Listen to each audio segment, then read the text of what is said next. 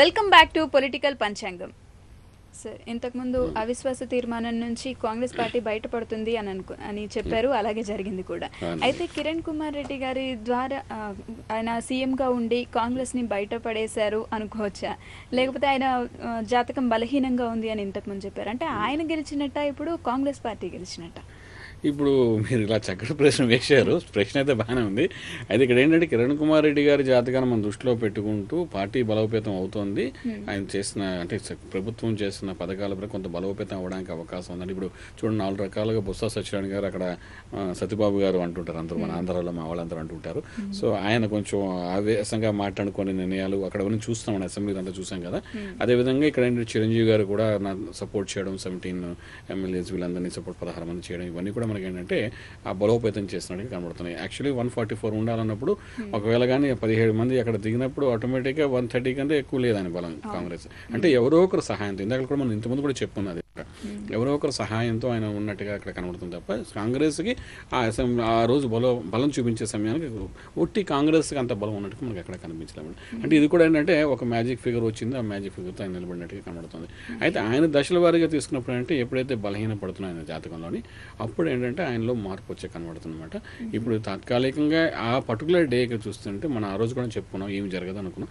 మామూలుగా అసెంబ్లీకి వెళ్ళి వచ్చినట్టుగా అందరూ వెళ్ళి వస్తారు తప్ప అక్కడ ఏమి ప్రత్యేకమైన మార్పులు ఏం జరగదు. అందుకే ఆ రోజు స్థితిగతి ప్రకారం గ్రహాల్లో పెద్ద మార్పు ఏం లేదనుకున్నాం. కానీ ఈ 18వ తారీఖు తర్వాత శని ప్రవేశం అయిన తర్వాత 6 ఇంట్లోకి ఆయన కొన్ని దూకుడు నిర్ణయాలు తీసుకునే అవకాశం ఉంటుంది. శని ఎప్పుడైతే 6 ఇంట్లోకి వస్తాడో, ఇప్పుడు మేము కూడా జాతకాలను చెప్తున్నాం కాబట్టి ఆయన కొంత ధైర్యంగా ఇంకా ఏమైనా చేయొచ్చు. వృషభ రాశికి 6 ఇల్లు అంటే లాభమే వస్తుంది కాబట్టి చేయడానికి ప్రయత్నం చేస్తాం. ఆ దూకుడులో తీసుకున్న నిర్ణయాలలోనే ఎక్కడో చోట ఒక చిన్న పొరపాటు జరిగి కొంతవరకు అవమానపడ్డం జరుగుతుందన్నమాట. ఎందుకంటే దశ అంతర్దశలో ఆయనది పాజిటివ్గా లేదు, గోచారం బాగున్నా గ్రహచారం బాగోలేదు అనమాట. సో ఇవి రెండింటిని మనం అనలైజ్ చేసుకుని మనం చేయవలసి వస్తుందన్నమాట జాతకం అనమాట.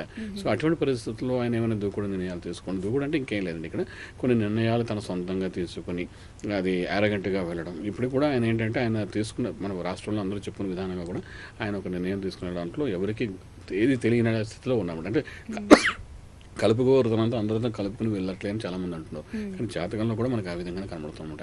సో ఇటువంటి పరిస్థితుల్లో ఏంటంటే కొన్ని మార్పులు ఆయన తీసుకున్న నిర్ణయాల వలన అక్కడ సెంట్రల్ నుండి మాట పడడం, అలాగే స్టేట్ లెవెల్లో ఆయన మీద వ్యతిరేకంగా మాట్లాడడం, ఇవన్నీ జరిగే అవకాశం ఉంది. సో అటువంటి పరిస్థితుల్లో ఆయన జాతక బలహీనపడినప్పుడు మాత్రం డెఫినెట్గా మార్పు అనేది సెంట్రల్ అనేది చేసే అవకాశం ఉంది. ఎందుకంటే ఏ రాత్రి అయినా మార్పు తీసుకురావచ్చు. మనం చూసే రోసయ్య గారు సాయంకాలం వెళ్ళి తెల్లారేసరికి రిజిగ్నేషన్ ఇచ్చారు, లాస్ట్ ఇయర్ మనం చూసి ఉన్నాం. సో ఇలాంటివన్నీ జరిగే అవకాశం ఉంది. ఇది కూడా ఇప్పుడు మాత్రం కాదు, ఎందుకంటే ఆయన జాతకం పూర్తిగా బలహీనపడాలి. శని కుజుల కలియక పూర్తిగా బలహీనపడినప్పుడు ఇటువంటివి జరుగుతాయి. సో దాన్ని ఆయన ఎదుర్కొనే అవకాశం ఎంతవరకు చేస్తారు, ఎటువంటి కార్యక్రమాలు చేసి ఆయన ఎదుర్కోగలుగుతారు, ఇవన్నీ ఏంటంటే రాజకీయ రంగంలో ఉన్నప్పుడు ఏంటంటే ఎప్పుడైతే మనం బలహీనపడుతున్నారో అన్నప్పుడు, గ్రహాల అనుకూలత లేనప్పుడు దానికి సంబంధించిన ప్రక్రియలు కొన్ని ఉంటాయి. అంటే పూజా ప్రక్రియలు చేస్తుంటారు చాలామంది, చండీ యాగం అనుకోండి, ఇలాంటివి ఎన్నో చేస్తుంటారు అనమాట. ఇటువంటి కొన్ని దానికి రెమెడీస్ లాగా, అంటే రాష్ట్రాన్ని వెళ్ళే వ్యక్తిగతంగా, అంటే ఆయన చేయవలసిన రాష్ట్రాల్లో చేయవలసిన మంచి కార్యక్రమాలు ఉంటాయి. కొన్ని సుదర్శన యాగం చేస్తుంటారు. ఇలాంటివన్నీ అంటే కొంతవరకు కొన్ని యాగాలు యజ్ఞాలు చేసి లోక కళ్యాణం చేయడం అంటే ఆ భగవంతుడి యొక్క ఆశీస్సులతో వాళ్ళు కొంతవరకు పాజిటివ్గా ముందుకెళ్ళే అవకాశం ఉంటుంది. అంతే పూర్వకాలంలో రాజులు కూడా ఏం చేసేవారంటే రాజ్యం ఏలుతున్న ఒక భాగంలోనండి ఈ అంటే వేద పండితులను పెట్టి నిత్యము ఏదో ఒక యాగం జరుగుతున్నట్టుగాను పెడుతూనే ఉండేవారు అనమాట. దానివల్ల ఆ యాగ ఫలంగా రాజ్యంలో ఉన్న వాళ్ళకి సస్యశ్యామలంగా ఉంటుందని చెప్పి రాజ్యంలో ప్రజలంతా సుఖశాంతులతో ఉండాలని చెప్పి వాళ్ళని పోషిస్తుండేవారు అనమాట అప్పట్లో. ఇప్పుడు రాజులు కానీ మంత్రులు కానీ ఇలాంటి పోషణలు ఎక్కడ కనిపించట్లేదండి. ఈ పోషణ చాలా అవసరం. ఇంతకీ ఇవన్నీ ఎలా పోషించాలంటే మనకి ఎన్నో ఆలయాలు ఉన్నాయి, గోపురాలు ఉన్నాయి, ఎన్నో క్షేత్రాలు ఉన్నాయి. ఆ క్షేత్రాలను పోషించడానికి చేసే ప్రక్రియలు నిత్యం ఏదో ఒక చోట ఎక్కడో చోట అగ్నిహోత్రుడు వెళుతూ, అలాగే గో పరిరక్షణ చేస్తూ, అంటే గో సంరక్షణ చేసుకుంటూ ఒక పక్క, రెండో పక్క అంటే ఆలయాల నిత్యము అగ్నిహోత్రుడు ఉండడం, అంటే ఎప్పుడు యజ్ఞయాగాలు చేస్తూ ఈ విధంగా చేసినప్పుడు రాష్ట్రాన్ని సుభిక్షంగా ఎంతో సస్యశ్యామలంగా ఉండే అవకాశం ఉంది. ఇవన్నీ ఎవరు చేయగలుగుతారంటే రాష్ట్ర అధినేత మంత్రిగా ఉన్న కిరణ్ కుమార్ రెడ్డి లాంటి వాళ్ళు చేయాలన్నమాట. చేస్తే రాష్ట్రంలో ఎటువంటి ఇబ్బంది లేకుండా పాడి పంట అంతా శుభంగా జరుగుతుంది. ఇవన్నీ మాటల్లోకి వెళ్తారు కానీ ఆ పనులు చేయడానికి ఎవరు ముందుకు రారు. అలా చేసినప్పుడు వాళ్ళ జాతకంలో కూడా ఏమైనా ఇబ్బందులు ఉన్నప్పుడు వాటిని అధిగమించే అవకాశం ఉంటుందన్నమాట. ఇటువంటి ప్రక్రియలు కానీ ఆయన ఏమైనా చేయగలిగితే శని కుజుల కలయిక సమయంలోని ఆయనకి ఇబ్బంది లేకుండా రాష్ట్రాన్ని కొంచెం ముందుకు తీసుకునే అవకాశం ఉంటుంది. ఇది ఒక విన్నపంగా మనం చెప్పుకుంటున్నాం. ఎందుకు పొలిటికల్ పంచాంగంలో ఇలాంటి విషయాలు కూడా కొన్ని చెప్పాలి అప్పుడప్పుడు. సో ఎవరు చెప్తాం, అందుకని ఇంకేం లేదు. ఏదైనప్పటికీ ఆయన జాతకంలో కొంత బలహీనపడ్డారని మనం చెప్పచ్చండి. అది ఓకే సార్, మరో కాలర్ లైన్లో ఉన్నారు, మధుసూదన్ గారు హైదరాబాద్ నుండి. మధుసూదన్ గారు, hello. Good evening sir. Hello Madhusudan, good evening అండి. తెలంగాణ ఎప్పుడు వస్తుందో చెప్పగలుగుతారా? అయ్యా, తెలంగాణ ఎప్పుడు వస్తుంది అని చక్కటి ప్రశ్న వేస్తే చాలామంది ఇంతకుముందు కూడా అడిగి ఉన్నారు. ఆంధ్ర రాష్ట్ర అవతరణ ప్రకారం మనం తీసుకున్నప్పుడు తెలంగాణకి అభివృద్ధి అయితే ఇప్పుడు ప్రస్తుత పరిస్థితుల్లో జరిగే అవకాశం కనబడుతుంది. కానీ తెలంగాణ హైదరాబాద్ క్యాపిటల్ అనేది ఇప్పటి నుంచి లేదు కదా సార్, ఒక 400 సంవత్సరాల నుంచి ఉంది కదా. అవునండి.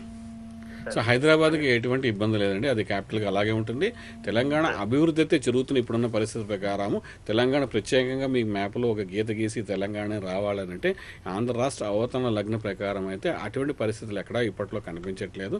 కానీ ఇప్పుడున్న రాజకీయవేత్తలు చేసే ప్రక్రియలో ఏమైనా మార్పులు జరిగితే అభివృద్ధి అనేది తెలంగాణకి జరిగే అవకాశం కనబడుతుంది. కానీ విడిపోయే అవకాశం మాత్రం ప్రత్యేకంగా కనబడి ఒకసారి అభివృద్ధి జరిగినప్పుడు అంటే ఇప్పుడు చూడండి, కొత్త నీరు వచ్చిన పాత నీరు వెళ్ళిన టైప్లో కొన్ని మార్పులు జరగడం వల్ల మన ప్రజలకి ఎటువంటి ఇబ్బంది లేకుండా అంత సుఖశాంతులతో ఉండే స్థితిని మాత్రం తీసుకురావడానికి ఈ లగ్నం బాగా అద్భుతంగా ఉన్నది ఇప్పుడున్న పరిస్థితి అని చెప్పడానికి అవకాశం ఉందండి. సో మీరు అన్నట్టు విభజన అనేది దానికి అర్థాలు బోల్డ్ రకాలు ఉంటాయి.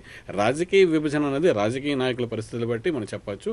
కానీ లగ్న ప్రకారం ఆంధ్ర రాష్ట్ర అవతరణ ప్రకారం అయితే ఇప్పుడున్న పరిస్థితుల్లో తెలంగాణ ప్రజలు కానీ ఆంధ్ర ప్రజలు కానీ రాయలసీమ ప్రజలు కానీ ఎటువంటి ఇబ్బంది లేకుండా రాష్ట్రం మంచి స్థితికి వెళ్ళే అవకాశం మాత్రం మనకు గత 2 సంవత్సరాలు 2 సంవత్సరాలు జరుగుతుంది. దానికి 10 రెట్లు ఉన్నత స్థితికి వెళ్ళడం, ఇన్వెస్ట్మెంట్స్ పెరగడం, రాష్ట్రంలో అందరికీ ఎంప్లాయ్మెంట్ పెరగడం, ఇవన్నీ కూడా జరిగి మన రాష్ట్రం వల్ల మొదటి స్థానం వెళ్ళే అవకాశం మాత్రం ముందు కనబడే అవకాశం ఉంది. నెక్స్ట్ జూన్ అనేది మనం ప్రత్యేకంగా చెప్పగలుగుతామండి. ఓకే సార్, అవిశ్వాస తీర్మానం ప్రవేశపెట్టిన చంద్రబాబు గారు ఒక రకంగా ఓడిపోయారనే చెప్పాలి ఆ విషయంలో. అయితే కానీ అవిశ్వాస తీర్మానం తరువాత మళ్ళీ ఉప ఎన్నికలు వచ్చే అవకాశాలు కూడా ఏర్పడ్డాయి. జగన్ వర్గ ఎమ్మెల్యేలపై వేటు కానీ మిగతా విషయాలు చూసుకుంటే ఒక 24 స్థానాల ద్వారా మళ్ళీ ఉప ఎన్నికలు వచ్చే అవకాశాలు ఉన్నాయి. అయితే ఇప్పుడు చంద్రబాబు గారి జాతకాన్ని విశ్లేషిస్తే ఆయన పరిస్థితి ఎలా ఉండబోతుంది అంటారు? ఇప్పుడు అవిశ్వాస తీర్మానం వల్ల చంద్రబాబు నాయుడు గారు ఓడిపోయారని అనడానికి అవకాశం లేదండి. ఎవరేం లాస్ట్ టైం మనం ఎపిసోడ్లో మాట్లాడుకున్నాం. అవిశ్వాస తీర్మానం ఏం చెప్తుంది అంటే చాలా క్లియర్గా చెప్పిన లాస్ట్ ఎపిసోడ్ చూసిన వాళ్ళకి తెలుస్తుంది. ఏంటంటే ఇదేంటంటే ఎవరు ఏమిటి, ఎవరు బలం ఎంత ఉంది అనే క్లారిటీ ప్రజలకు ఇవ్వడానికి ఉపయోగపడుతుంది తప్ప రాష్ట్రంలో ఉన్న ఏమి అనిశ్చిత అనేది జరిగే అవకాశం లేదని చాలా క్లియర్గా మనం చెప్పుకుని ఉన్నాం. సో ఇప్పుడు ప్రజలకి కొంతవరకు తెలిసింది ఎవరు ఏంటి, ఎవరు ప్రజల తరఫున ఉన్నారు, ఎంతవరకు ఉన్నారు క్లారిటీ ఎవరు వాళ్ళకి అర్థమైన భాషలో వాళ్ళని తెలుసుకోగలిగారు. సో అంతవరకు అది ఉపయోగపడిందండి. తర్వాత ఇక్కడ మనకేంటంటే మన చంద్రబాబు నాయుడు గారి యొక్క జాతకంలో కూడా చూసుకున్నప్పుడు ఏంటంటే నెక్స్ట్ ఫిబ్రవరి వరకు ఆయన జాతకంలో బలం కొంచెం తక్కువ ఉందని అనుకోవడం, తర్వాత లాస్ట్ 2008 డిసెంబర్లో ఆయన జాతకంలో ఎటువంటి ప్రభావితమైందని మనం ఎన్నో ఎపిసోడ్లో మనం చెప్పి ఉన్నాం. సో ఫిబ్రవరి వరకు ఏంటంటే ఆయన ఎన్ని కష్టపడినా, అంటే ఇప్పుడు చూడండి అవిశ్వాస తీర్మానం అనుకోండి, లేదంటే నిరాహార దీక్షలు అనుకోండి, లేకపోతే ఎన్నో కార్యక్రమాలు ఇలాంటివి చేశారు. ఇప్పుడు ప్రభుత్వానికి వ్యతిరేకంగా ఎన్నో చేసి ఆయన స్టాండ్ బై నిలబడి ఉన్నారు. ఇవన్నీ ఎలాగంటే కౌంట్ అవుతాయి తప్ప దానివల్ల మనకు రేటింగ్ అంటే టీవీ ఛానల్స్ మీరు అన్నట్టుగా దాని గ్రోత్ అనేది అంత వచ్చే అవకాశం ఉంటుంది. ఇది ఫిబ్రవరి తర్వాత ఏంటంటే క్యాడర్ పెరిగే అవకాశం. ఇక్కడ ఏంటంటే ఫిబ్రవరి తర్వాత 1983లో తెలుగుదేశం పార్టీ ఏదైతే ఆవిర్భవించిందో దాని లగ్నం ప్రకారం చూసినప్పుడు ఆ బలం పెరగడము, తర్వాత చంద్రబాబు నాయుడు గారి జాతకంలో కూడా అంతర్దశల్లో కొన్ని మార్పులు జరగడము, గురుడు యొక్క స్థితిగతుల్లో మార్పు జరగడం, శని ఏ విధంగా మారాడు, గురుడు కూడా మారడం మేలు జరుగుతుంది.